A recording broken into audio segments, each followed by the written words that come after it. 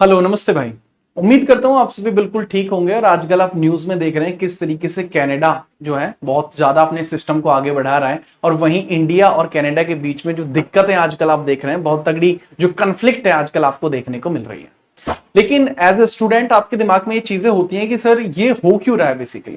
तो एक ऐसा टाइम हम रख रहे हैं इस चैनल पे, हम जब भी आएंगे आपको इस तरीके के मुद्दे के बारे में हम आपको जानकारी जरूर देंगे, क्योंकि न्यूज और मीडिया के थ्रू जितनी भी जानकारी आपको मिलती है उसमें सारी जानकारी रेलेवेंट भी आपके लिए नहीं होती है एज ए एस्पिरेंट, क्योंकि उसमें बहुत सारी चीजें तो मिर्च मसाले के लिए भी होती हैं, ठीक है, और वो आपके एग्जाम में डायरेक्टली आपको देखने को भी नहीं मिलती हैं। तो फिर क्या फायदा इतनी सारी न्यूज और मीडिया को देखने का।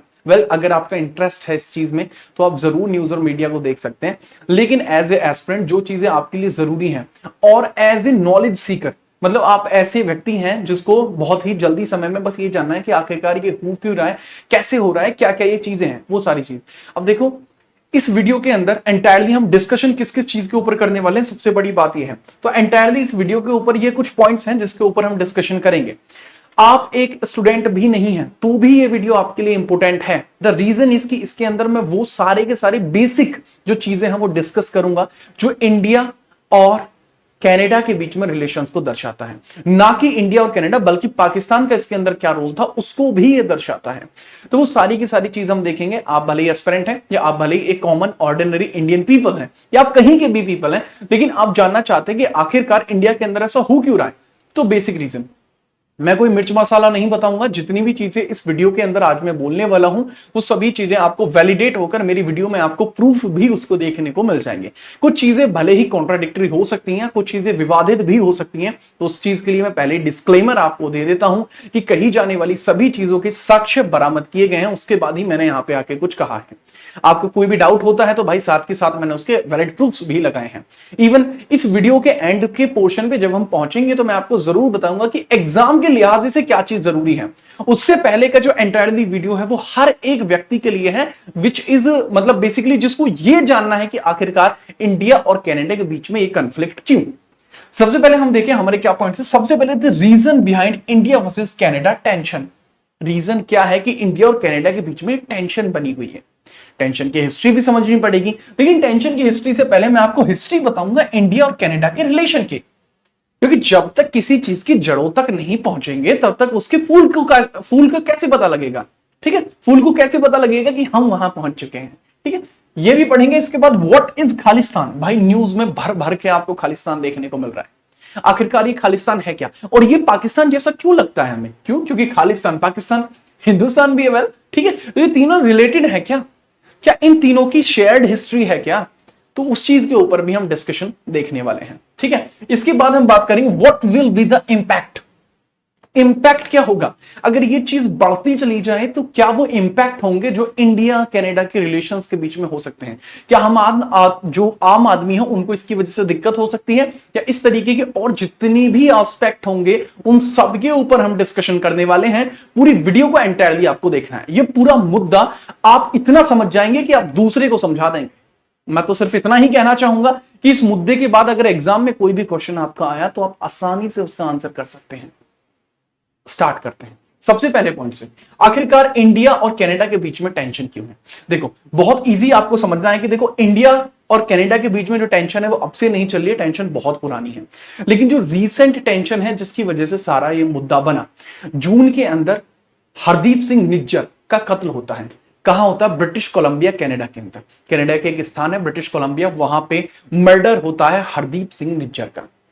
कनाडा के द्वारा साथ के साथ कोई स्टेटमेंट नहीं दिया जाता। उसके बाद वो G20 में भारत के लिए आता है।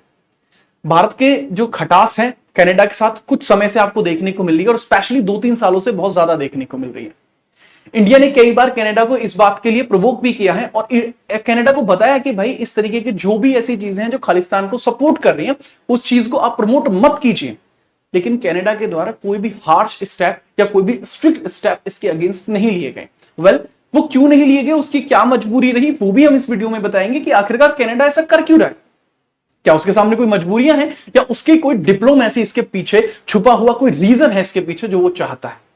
कोई स्वार्थपना इसमें देखने को आपको मिलता है। उस चीज के भी हम बात करेंगे। लेकिन अगर मैं बात करूं हरदीप सिंह निज्जर के कत्ल के बारे में, साथ के साथ कनाडा कुछ नहीं कहता। लेकिन जब G20 के अंदर जो भारत के अंदर हुई है 2023 में, जब वो भारत में आता है तो वो भारत से डिमांड करता है कि उसके बायलैटरल टॉक भारत के प्रधानमंत्री के साथ चाहिए, जिसमें सिर्फ भारत और कनाडा के बीच में डिस्कशन हो। सभी देशों के साथ बायलैटरल टॉक हुआ है, लेकिन मोदी जी के द्वारा या बीजेपी गवर्नमेंट के द्वारा इस तरीके का कोई भी प्रावधान कनाडा के लिए नहीं किया गया। रीजन क्या था? क्योंकि कनाडा भारत की किसी भी बात को तवज्जो नहीं दे रहा था। अब जब आप तवज्जो नहीं देंगे तो इंडिया आपको तवज्जो क्यों देगा भाई? ठीक है, वेल ये होती है डिप्लोमेसी बेसिकली। ठीक है, आप बहुत सारी चीजें आज आपको सीखने को मिलेंगी। तो ये होती है डिप्लोमेसी। ठीक है, इंडिया ने अपना एक स्ट्रिक्ट अपना रोल प्ले किया यहां पे और दिखाया कि हाँ भाई सुनो, हम ऐसा नहीं है कि हम किसी की तरफ हैं। ठीक है, हमारे भी अपने कुछ स्टेप्स हैं जो हम उठाते हैं अपने देश की डिप्लोमेसी के लिए। उसके बाद कनाडा को आ जाता है भैया जी गुस्सा। उसके बाद कनाडा जब अपने देश में जाते हैं, जस्टिन ट्रूडो जो पीएम है वहां के, तो जस्टिन ट्रूडो के द्वारा एक स्टेटमेंट दिया जाता है कि जो कनाडा के अंदर एक कत्ल हुआ था हरदीप सिंह निज्जर का, उसके अंदर इंडिया के रो एजेंट्स की चाल थी और जिसकी वजह से वो पवन कुमार राय, जो उनके हिसाब से कहना यह है कि ये रॉ चीफ है इंडिया के कनाडा के अंदर। भाई हर एक देशों में एक दूसरे के जो सीक्रेट एजेंट्स होते हैं वो होते हैं। ठीक है, this is a basic thing. हर एक देश को अपनी एकता और अखंडता को बनाए रखने के लिए दूसरे देश की कुछ ना कुछ बातें पता होनी चाहिए। कनाडा के भी इंडिया में होंगे, कनाडा के बाकी देशों में भी होंगे, लेकिन इंडिया के जो कैंडिडेट्स है उनको एक्सपोजर मिल रहा है, काम अच्छा है भाई, इसीलिए तो हम हैं इंडिया वाले।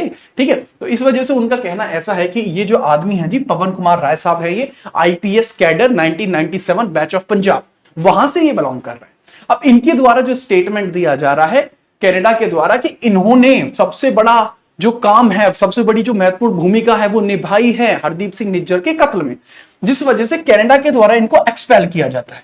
कनाडा इनको अपने देश से निकाल देता है। अब इंडिया का यहां पे क्या है जी? अब जब इंडिया के कैंडिडेट को आप अपने देश में से एक्सपेल करोगे, क्या इंडिया शांत बैठने वाला है क्या? भाई आजकल ये इंडिया वो इंडिया नहीं है जो बातों को सुना करता था। आज की डेट में इंडिया की भूमिका वो है कि वो बातों को सुना भी सकती है और मनवा भी सकती है। India is in strong position nowadays. इस वजह से इंडिया के द्वारा भी अल्टीमेटम दे दिया जाता है कि कनाडा के जितने भी ऑफिशियल्स इंडिया के अंदर रह रहे हैं उनको 5 दिन का अल्टीमेटम है, वो अपने डिप्लोमेट्स देश को छोड़कर चले जाए। इसके बाद इंडिया के द्वारा वीजा भी कैंसिल कर दिए जाते हैं, वीजा पॉलिसी, यानी जो ऐसे कनाडा के लोग हैं जो इंडिया आना चाह रहे हैं वो अब नहीं आ पाएंगे। दूसरी चीज, क्या सर कनाडा ने भी वीजा को बंद कर दिया? नहीं भाई, कनाडा ने वीजा को बंद नहीं किया। कनाडा की तरफ अगर आप जाना चाहते हैं तो वीजा अप्लाई कर सकते हैं। ठीक है, दैट्स नॉट अ मैटर। तो सर कनाडा ने ऐसा क्यों नहीं किया? भाई आगे धीरे धीरे बढ़ते हम आपको समझ में आएगा। लेकिन सबसे बड़ी बात, इंडिया ने क्या है, ये जो आदमी है जो हरदीप सिंह निज्जर है, कौन भाई साहब? ये जो हरदीप सिंह निज्जर का नाम आप यहां देख रहे हो ना, इंडिया की तरफ से टेररिस्ट घोषित है। इंडिया ने इसको क्या बताया हुआ है कि इंडिया ने इसको बताया हुआ है कि भाई ये टेररिस्ट है और इंडिया से भागा हुआ भगोड़ा टेररिस्ट ये है। इसके कत्ल को लेकर इतनी ज्यादा बातें क्यों? क्योंकि ये वही आदमी है जो खालिस्तान का कट्टर समर्थक रहा है। किसका? खालिस्तान का। अब आखिरकार ये खालिस्तान का कट्टर समर्थक है। खालिस्तान एक ऐसी संस्था है जो भारत और पाकिस्तान से डायरेक्टली रिलेट करती है, लेकिन ये कनाडा में क्यों है खालिस्तान? और कनाडा खालिस्तान को इतना ज्यादा सपोर्ट क्यों करता है? या फिर एक और चीज आपके दिमाग में आती होगी कि सर क्या खालिस्तान अभी 2-3 सालों में आया है? अरे भैया खालिस्तान बहुत पुराना है। आखिरकार खालिस्तान वहां पहुंचा कैसे? इंडिया से खालिस्तान का कनाडा तक का जो सफर है वो आपको थोड़ा समझना पड़ेगा। एक मैथ है इसके पीछे जो आपको थोड़ा सा समझना पड़ेगा। स्टार्ट करता हूं सबसे पहले history of Sikh in Canada. सबसे पहले आपको समझना पड़ेगा कि कनाडा के अंदर सिख बेसिकली कैसे पहुंचे, वो समझिए पहले। कनाडा के अंदर सिख कैसे पहुंचे? क्योंकि जो खालिस्तान है वो मोस्टली प्रमोट किया जा रहा है कुछ सिख कम्युनिटी के लोगों को। मैं सब सिखों को नहीं कह रहा हूं, बहुत सिंपली मैं उन सिखों को कह रहा हूं जो बेसिकली प्रमोट कर रहे हैं खालिस्तान जैसी भावनाओं को। इवन मैं आपको बता दूं, सब सिख इसके साथ नहीं है, सिख इसके अगेंस्ट है। क्योंकि जब देश को, हमारे देश को आजादी मिली थी ना, उसमें किसी एक जाति, एक प्रजाति या एक धर्म का सहयोग नहीं था। हर एक धर्म ने अहम भूमिका निभाई और पंजाब भारत का एक अहम हिस्सा है, एक इंटीग्रल पार्ट है। और ये चीज हर एक सिख व्यक्ति भी जानता है, हर एक हिंदू व्यक्ति भी जानता है और भारत में रहने वाला हर एक मुस्लिम व्यक्ति भी इस बात को जानता है। लेकिन फिर क्या चीजें हैं ऐसी जो आगे बढ़ रही हैं? देखो, सिखों की अगर मैं बात करूं कि किस तरीके से सिख कनाडा में पहुंचते हैं, आपको याद रखना है ये बात अब की नहीं है, बात है 1897 की। ये पर्सन जो आप देख रहे हैं, this is Kesar Singh. Hong Kong regiment का हिस्सा थे ब्रिटेन आर्मी के अंदर। इनको भेजा जाता है एंटी पायरेसी बिल का ध्यान रखने के लिए वैंकूवर में, कनाडा के अंदर। ये कनाडा के अंदर पहुंचते हैं 1897 में। उसके बाद ये वहां की जलवायु को देखते हैं, वहां एम्प्लॉयमेंट के अवसर्स को देखते हैं, जिस वजह से ये प्रभावित होते हैं। और ये धीरे धीरे 1897 के बाद से अपने और भी लोगों को कनाडा में बुलाना शुरू कर देते हैं, क्योंकि यहां जो एम्प्लॉयमेंट्स के ऑफर थे वो बहुत ज्यादा थे। और इसका जो प्रभाव, जैसा ब्रिटेन का प्रभाव भारत पर था, ऐसा कनाडा में नहीं था। ठीक है, ऐसा कनाडा में नहीं था। तो ब्रिटेन के प्रभाव बहुत ज्यादा था इंडिया के अंदर। आप सभी जानते हो 1857 के रेवोल्यूशन के बाद जो ब्रिटेन था वो पूरी तरीके से प्रभावी हो चुका था इंडिया के ऊपर, और इंडिया के लिए सबसे बड़ी मुसीबत बन चुका था। तो अगर भारत के लोग कहीं दूसरी जगह जा पा रहे हैं तो ये तो बहुत अच्छी बात है ना, कि वहां जाके उनको एम्प्लॉयमेंट मिल रहा है। तो ये one of the finest step था, ठीक है, जो सिख्स के द्वारा वहां पे उठाया गया। जो केसर सिंह है वो वहां पे जाके रहने लगे। ये पहले रसलदार मेजर थे, सिख पहले रसलदार मेजर थे ये, ठीक है, जो कनाडा गए। अब ये कनाडा पहुंच गए भाई साहब। अब धीरे धीरे उन्होंने लोगों को आना शुरू किया। इवन उसके बाद वहां धीरे धीरे उन लोगों का जब जो है ना प्रोटेस्ट होने लगे उन लोगों के खिलाफ, क्योंकि कनाडा के अंदर दो लोगों को अपवित्र माना जा रहा था। अपवित्र का मतलब दो समुदायों को, मतलब एक ऐसा समुदाय जो भारत से आया है उनको भी अश्वेत बोल रहे थे और ज्यूस को भी अश्वेत बोल रहे थे। अब जब आपको धार्मिक आधार पर आपके बीच में डिस्क्रिमिनेशन किया जाएगा, आप क्या करोगे? आप करोगे अपने धर्म की स्थापना, अपने लोगों को गिनती में बढ़ाओगे, क्योंकि एक व्यक्ति के खिलाफ आप डिस्क्रिमिनेशन कर सकते हो। लेकिन जब वो एक व्यक्ति के साथ जब पीछे 10,000 व्यक्ति खड़े हों तो भाई फिर हो जाएगी दिक्कत, फिर मामला खराब हो सकता है। इस तरीके की चीजें आपको देखने को मिली कि जो सिख्स कनाडा के अंदर रह रहे थे उन्होंने धीरे धीरे अपने जो धार्मिक संस्थान है उनको वहां बनाना शुरू किया, गुरुद्वारास को वहां बनाना शुरू किया। जब गुरुद्वारास वहां पे बनने शुरू हुए तो अब उनको क्या एक धार्मिक सपोर्ट मिलने लगा। और भाई अगर मैं इंडिया की हिस्ट्री के अकॉर्डिंग बात करूं तो ये जितने भी गुरुद्वारास बने हैं, आपको एक चीज पता है कि 1913 में आपको गदर पार्टी देखने को मिलती है। भारत की आजादी में गदर पार्टी का बहुत महत्वपूर्ण सहयोग था, ठीक है। गदर पार्टी वो पार्टी है जिसने इंडिया को फंडिंग दी। जब ब्रिटिशर्स के खिलाफ हमें लड़ाई लड़नी थी, हमें पैसे दिए। इसकी स्थापना आपको लॉस एंजलिस में देखने को मिलती है। लॉस एंजलिस अमेरिका का हिस्सा है। दोनों ही आपको नॉर्थ अमेरिका कॉन्टिनेंट में देखने को मिलते हैं, कनाडा भी और आपको लॉस एंजलिस भी अमेरिका का हिस्सा है ना, वो यूएसए का हिस्सा है। तो जो भैया सपोर्ट आती थी ना, तो भाई 1913 की गदर पार्टी को जो फाइनेंशियल पैसे पहुंचते थे वो इन मदरसों से भी इन गुरुद्वारों से भी पहुंचते थे, ठीक है, इन गुरुद्वारों से भी पहुंचते थे, ठीक है। ये चीज आपको यहां थोड़ी सी समझनी पड़ेगी, ठीक है भाई। क्लियर है? हाँ सर, यहां तक मामला क्लियर है और हमें समझ में भी यहां तक मामला आया। लेकिन अब यहां पे थोड़ी सी बात आपको समझनी पड़ेगी कि जो गुरुद्वारा यहां पे स्थापित हुए हैं, ठीक है, जो गुरुद्वारा यहां पे स्थापित हुए हैं उसके बारे में अब आपको हल्का सा समझना यह है कि धीरे धीरे चीजें तो आगे बढ़ती चली गई, ठीक है, धीरे धीरे चीजें तो आगे बढ़ती चली गई, लेकिन खालिस्तान वाली बात एकदम से कैसे आ गई? तो अब हम यही बात करेंगे कि किस तरीके से अब खालिस्तान फिगर में आएगा। अगर मैं बात करूं, खालिस्तान एकदम से फिगर में नहीं है, ठीक है, और पाकिस्तान का इसमें रोल क्या वो भी मैं आपको बताऊंगा। अगर मैं आपको ये एरिया बताऊं ना, जो खालिस्तान डिक्लेयर करते हैं कि वो उनका एरिया है, तो भाई वो इंडिया के अंदर भी काफी सारा हिस्सा है, और भाई पंजाब के जो एरिया है जो पाकिस्तान के द्वारा घिरा जाता है, तो वहां पे भी वो एरिया है, ठीक है। पहली चीज तो आपको ज्योग्राफिकल चीज देखने को मिल गई है, लेकिन अगर हिस्टोरिकल चीज बताऊं तो वो बहुत इंटरेस्टिंग है। लेकिन देखो, बात करें 1930s के अंदर, मोहम्मद इकबाल के द्वारा इलाहाबाद में एक भाषण दिया जाता है। मोहम्मद इकबाल एक पर्सन थे जिनके द्वारा इलाहाबाद में एक भाषण दिया जाता है, जिसमें उनके द्वारा कहा जाता है कि दो नेशन होने चाहिए, एक वो नेशन जिसके अंदर मुस्लिम्स रहें, एक वो नेशन जिसके अंदर हिंदूज रहें। और इसी थ्योरी के आधार पर आगे चल के आपको पाकिस्तान देखने को मिला। तो जब 1930s में पाकिस्तान की जैसी चीजें आपको देखने को मिली थी, जिसको 1940s में मोहम्मद अली जिन्ना के द्वारा डिक्लेयर किया गया था कि हमें पाकिस्तान चाहिए, उस समय तक खालिस्तान की डिमांड्स भी उठने लगी थी। जो सिख समुदाय के कुछ ऐसे लोग थे जो एक्सट्रीमिस्ट थे सिख समुदाय को लेकर, उनका यह कहना था कि अगर मुस्लिम और हिंदुओं के लिए अलग स्थान बनेगा तो अलग स्थान सिखों के लिए भी बनेगा। लेकिन हर एक सिख ने ऐसा नहीं कहा था, कुछ ही ऐसे लोग थे, चंद लोग थे जिनके द्वारा ऐसा कहा गया। इसके रिजल्टेंट आपको देखने को मिला, ये जो शुरुआत है तब तो हो गई थी, लेकिन बहुत लंबे समय तक ये नहीं चल पाई। भले ही पाकिस्तान बन गया, लेकिन सिख जो है वो भारत के अंदर रहे और उन्होंने एक अहम भूमिका भारत के अंदर वर्तमान तक भी निभाई और आगे भी निभाते रहेंगे, ठीक है, क्योंकि ये उनका देश है, ये हमारा देश है, ठीक है, हम सबका देश है, हर एक धर्म का देश है, ठीक है, क्योंकि India is a secular country, ये भी आपको पता है, ठीक है। आगे मैं अगर बढ़ूं तो 1930s के इस छोटे से इवेंट के बाद 1947 में इंडिया को आजादी मिलती है और उसके बाद 1950 में हमारा कॉन्स्टिट्यूशन जो है वो लागू हो जाता है। लेकिन अगर मैं बात करूं फिर सर इसका इंटरनेशनल कनेक्शन क्या है, इसका इंटरनेशनल कनेक्शन क्या है, तो मेरे भाई अगर मैं आपको इंटरनेशनल कनेक्शन कनाडा और इंडिया की हिस्ट्री का बताऊं तो उसकी शुरुआत थोड़े 1960s के आसपास जाकर होती है। 1960s के आसपास जाकर इसलिए होती है क्योंकि सभी देशों में उस समय बहुत ज्यादा कन्फ्लिक्ट चल रहे थे। उन कन्फ्लिक्ट्स के चलते 1945 में आपको परमाणु हमला भी देखने को मिला था जापान पे, जो अमेरिका के द्वारा किया गया था। अब उस चीज से हर एक देश प्रभावित था, लेकिन वेस्टर्न कंट्रीज उस समय पावर में थी, तो वेस्टर्न कंट्रीज के द्वारा एक फैसला लिया जाता है non proliferation of nuclear weapons. मतलब आप न्यूक्लियर वेपन्स नहीं रख सकते। जो भी ऐसा देश होगा जो एनपीटी ट्रीटी के ऊपर सिग्नेचर करेगा जो 1968 में आई है, वो न्यूक्लियर वेपन्स नहीं रखता। तो वेस्टर्न कंट्रीज के द्वारा प्रेशर दिया जाता है इंडिया के ऊपर कि आप एनपीटी में साइन कर दो, लेकिन एनपीटी पे जो साइन है वो इंडिया के द्वारा नहीं किया जाता। अब क्यों नहीं किया जाता, बात साफ थी। इंडिया कहती है देखो भाई हमारे तो दुश्मन हमारे घर के साइड में है, पाकिस्तान वो कभी भी हम पे अटैक कर सकता है, तो हमें तो न्यूक्लियर वेपन रखना पड़ेगा।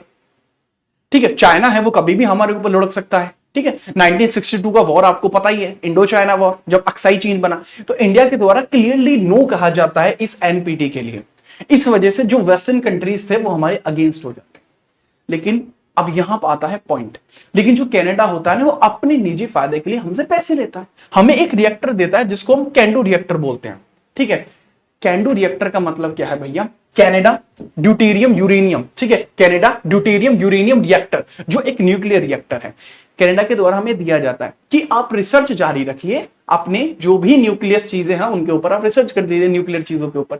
लेकिन इंडिया के जो होमी बाबा जहांगीर थे, ठीक है, जहांगीर होमी बाबा जो थे, ठीक है, भाभा, डॉक्टर भाभा जो है साइंटिस्ट हैं हमारे, उनके द्वारा इसकी रिवर्स इंजीनियरिंग की जाती है और इसी के आधार पर इंडिया के द्वारा 1974 में परमाणु परीक्षण किया जाता है स्माइलिंग बुद्धा ठीक है, स्माइलिंग बुद्धा किया जाता है। ठीक है, अब ये जो स्माइलिंग बुद्धा था पोखरण राजस्थान के अंदर किया गया था, इसकी वजह से पूरे वेस्टर्न कंट्रीज जो हमसे पहले अगेंस्ट थे, अब कनाडा भी हमारे अगेंस्ट हो जाता है। ये आदमी जो आप देख रहे हो जो इतनी तगड़ी सी स्माइल यहां पे फेंक रहा है, ये आदमी पता है कौन है, ये पियरे ट्रूडो है।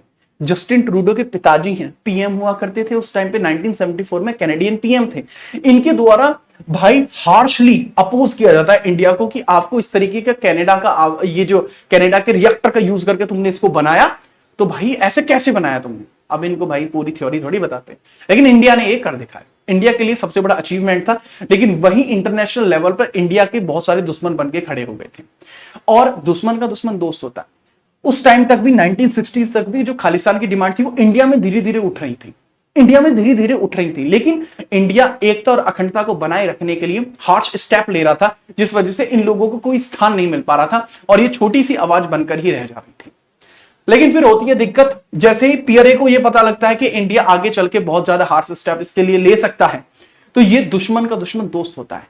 ये आदमी सपोर्ट करना शुरू कर देता है रेडिकल एलिमेंट्स को। ये रेडिकल एलिमेंट्स हैं जो एक देश को तोड़ने का काम कर रहे हैं, उनको ये भैया बहुत इजीली वीजा देना शुरू कर देता है कि आओ भाई सब आओ, और इन्हें आने देता है। और वहां पे जब ये इस तरीके के इवेंट्स करते हैं तो उसमें भी कोई रोक टोक नहीं लगाता। This the person Pierre Olivier. ठीक है, ठीक है, क्या नाम है, पियरे ओलिवियर ट्रूडो। तो इस वजह से दिक्कत आपको देखने को मिली। अब हम आगे बढ़े, ठीक है, अब हम आगे बढ़े और आगे अगर मैं आपको बताने की कोशिश करूं कि आखिरकार फिर से ये खालिस्तान वहीं जाके बना या इंडिया में ही बना था।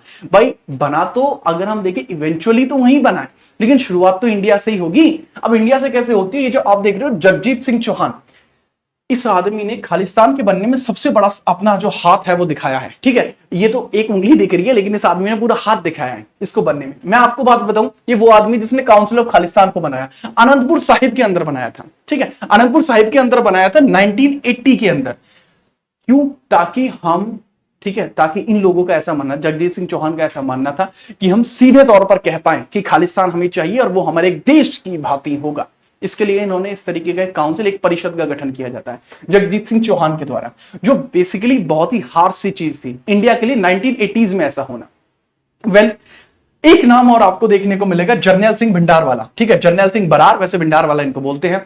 ये नाम भी भाई आपको बहुत फेमस देखने को मिलता है। खालिस्तान का नाम आते ही अगर किसी व्यक्ति के दिमाग में ये नाम नहीं आ रहा तो फिर बेकार है भाई, क्योंकि ये वो आदमी है जिसने खालिस्तान को एक फेस दिया, एक बहुत बड़ा फेस दिया। आखिरकार ये बंदा है कौन? ठीक है, ये बंदा इसके बंदे के बारे में हम किसी बात करते, ठीक है। होता क्या है बेसिकली 1970s में जो कांग्रेस थी वो बहुत पिछड़ रही थी देश में, धीरे धीरे पिछड़नी शुरू हो गई थी, और पंजाब वाले एरिया में श्रोमणी अकाली दल का कब्जा बहुत हैवी था। श्रोमणी अकाली दल के उस कब्जे को थोड़ा कम करने के लिए और कांग्रेस ने अपनी प्रभुत्व को बढ़ाने के लिए 1970s में आपको देखने को मिलेगा एसजीपीसी के इलेक्शन के लिए इस आदमी से सपोर्ट मांगी जाती है कांग्रेस के द्वारा। कांग्रेस ने भी एक रेडिकल एलिमेंट को सपोर्ट किया था। यह पर्सन स्ट्रिक्टली इस बात के लिए खड़ा था कि खालिस्तान बने, ये स्ट्रिक्टली इस बात के लिए खड़ा था कि खालिस्तान बने, लेकिन कांग्रेस इसको सपोर्ट करता है सिर्फ श्रोमणी अकाली दल से फाइट लेने के लिए। वो अपने मंसूबों में कामयाब होता है और ये व्यक्ति उनको कुछ सीट दिला देता है, लेकिन कंप्लीटली कोई फायदा नहीं दे पाता। 1980s में जब कांग्रेस दोबारा से वापस आती है, जब 1980s में कांग्रेस दोबारा से वापस आती है तो वो देखती है कि ये आदमी बहुत हैवी लेवल पे पहुंच चुका है और ये बहुत बड़ा एक्सट्रीमिस्ट, मिलिटेंट, सेपरेटिस्ट बन चुका है, जिसकी सेफ डिमांड थी इसकी कि भाई मुझे चाहिए अलग खालिस्तान, और इसके लिए अपने हेडक्वार्टर को स्टैब्लिश करता हरमंदिर साहिब में, जो अमृतसर के अंदर आपको गोल्डन टेंपल देखने को मिलता है। उसके बाद भाई अगर कोई हमारे देश की एकता या अखंडता को बेकार करने की कोशिश करेगा तो क्या किया जाएगा इंडिया के द्वारा? भाई इंडिया के द्वारा, इंडिया की आर्मी के द्वारा स्टेप्स लिए जाएंगे। Indian prime minister Indira Gandhi के अपने जीवन के सबसे बड़े फैसलों में से एक फैसला ऑपरेशन ब्लू स्टार होता है। इस व्यक्ति के द्वारा 1982 में क्या किया जाता है? 1982 में ये हरमंदिर साहिब के ऊपर कब्जा कर लेता। इसको पूरा सपोर्ट मिला था यहां से भाई, ठीक है। जगजीत सिंह चौहान ने भी इसको सपोर्ट दिया था, जो काउंसिल ऑफ खालिस्तान ने जो 1980 में बनी, इसने भी पूरा इसका समर्थन दिया था। 1982 तक इसने कब्जा कर लिया था पूरी तरीके से, ठीक है, हरमंदिर साहिब पे। अब उसको मुक्त कराने के लिए 1984 में आप देखेंगे क्या चला है भैया, आर्मी कंट्रोल टेंपल। 1984 में गोल्डन टेंपल पर कब्जा कर लिया जाता है आर्मी के द्वारा, और ऑपरेशन ब्लू स्टार के थ्रू इस आदमी को वहीं पे खेल खत्म इसका किया जाता है, ठीक है। अब इस बात के ऊपर जब ये पूछा जाता है ना जगजीत सिंह चौहान से कि आपका क्या कहना है इंदिरा गांधी जी के लिए, तो ये कहता है कि इंदिरा ने जो किया है उसका फल उसे मिलेगा। आप देखेंगे आने वाले कुछ दिनों में उनकी जो कर्मों का फल है वो उनको देखने को मिल जाएगा, और उसके बाद उनकी डेथ हो जाती है, इवन असैसिनेट हो जाती है। डेथ ऐसे नहीं होती, असैसिनेट किया जाता है उनको। सतवंत सिंह और सावंत सिंह, दो पर्सन जो उनके वॉचमैन टाइप हुआ करते थे, उनके द्वारा सफदरगंज के उनके बंगले पर ही उनकी गोली मारकर हत्या कर दी जाती है। अब एक बात बताओ, क्या हम किसी ऐसे चीज को सपोर्ट कर सकते हैं जिसने हमारी देश के गौरव, एकता और अखंडता, प्राइम मिनिस्टर की पद पे आसीन व्यक्ति को कत्ल किया हो? हम कभी नहीं कर सकते, ठीक है। वो हम एक व्यक्ति के लिए बुरी बात नहीं है, अगर आप सोच रहे हैं कि ये कांग्रेस के लिए बुरी बात है, नहीं, ये पूरे देश के लिए बुरी बात है, क्योंकि ये जिस टाइम पर ये हुआ वो भारत की प्रधानमंत्री थी और उनकी हत्या कर दी गई। जब इस तरीके का कार्य होता है तो आप समझ ही सकते हैं कि ऑपरेशन ब्लू स्टार के बाद इंडिया के लिए सबसे बड़ा लॉस था।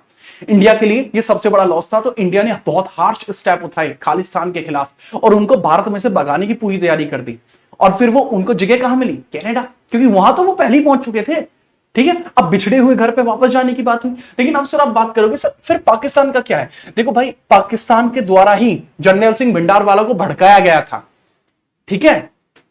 पाकिस्तान के द्वारा ही जर्नैल सिंह भिंडारवाला को भड़काया गया था इस चीज के लिए, उधर जगजीत सिंह और इधर पाकिस्तान, ये चीज आपको देखने को मिली। इसके बाद अगर मैं आगे बढ़ूं, अभी वर्तमान में इतना सब मचान क्यों मचा हुआ है भाई? धीरे धीरे वर्तमान में आप देखोगे बहुत सारी चीजें आपको देखने को मिली है। 2022 में गांधी जी की जो स्टैच्यू थी उसको वेंडलाइज किया जाता है, जो हमारे राष्ट्र प्रतीक माने जाते हैं उनको वेंडलाइज कर रहे हो यार आप। इंडिया के द्वारा कहा जाता है कि ये जो खालिस्तानी मूवमेंट है इनको रुकवाइए, लेकिन वो चीज नहीं रुकती और पॉलिटिकल ऊल पकड़ लेती है। आखिरकार कनाडा में ही ऐसा क्यों हो रहा है? कनाडा के अंदर ऐसी क्या चीज चल रही है जिसको कैनेडियन गवर्नमेंट नहीं रोक पा रही है? तो भाई उसके बारे में अगर मैं बात करूं तो आप आगे बढ़ेंगे ना, इसके बारे में मैं अभी डिस्क्राइब करूंगा, लेकिन अब मैं हल्का सा रिलेशन आपको बता देता हूं, किस किस के बारे में रिलेशन बताता हूं खालिस्तान, कनाडा और पाकिस्तान का। देखो, कनाडा बेसिकली सपोर्ट कर रहा है खालिस्तान को, रीजन अभी आपको पता लगेगा, लेकिन पाकिस्तान जो है ना वो भी बेसिकली सपोर्ट कर रहा है खालिस्तान को। लेकिन ये खालिस्तान जो बेसिकली डिमांड किया जा रहा है, जो खालिस्तानी पर्सनल्स हैं उनके द्वारा, वो डिमांड किया जा रहा है इतना, ठीक है, जितना आप देखते हो। इसका हिस्सा पाकिस्तान में भी आपको देखने को मिलता है, लेकिन पाकिस्तान कह रहा है कि भाई ये हिस्सा सिर्फ इतना है, पाकिस्तान सिर्फ इतना हिस्सा डिक्लेयर कर रहा है, लेकिन खालिस्तान इतना बता रहा है।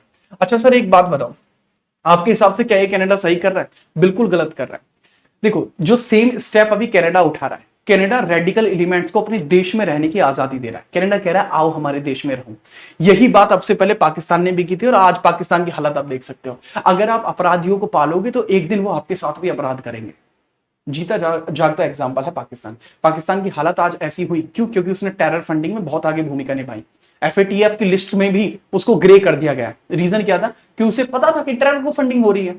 अब इसी तरीके से अगर कनाडा भी अपने देश में इन लोगों को रखेगा जिनको ये अभी सेपरेटिस्ट कह रहे हैं, तो भाई ये भी धीरे धीरे अगर बात नहीं मानेंगे ना, खालिस्तान की बात अगर कनाडा नहीं मानेगा, तो कनाडा में भी इस तरीके की चीजें आपको देखने को मिलेंगी कि ये भी खामियाजा तो भुगतेगा।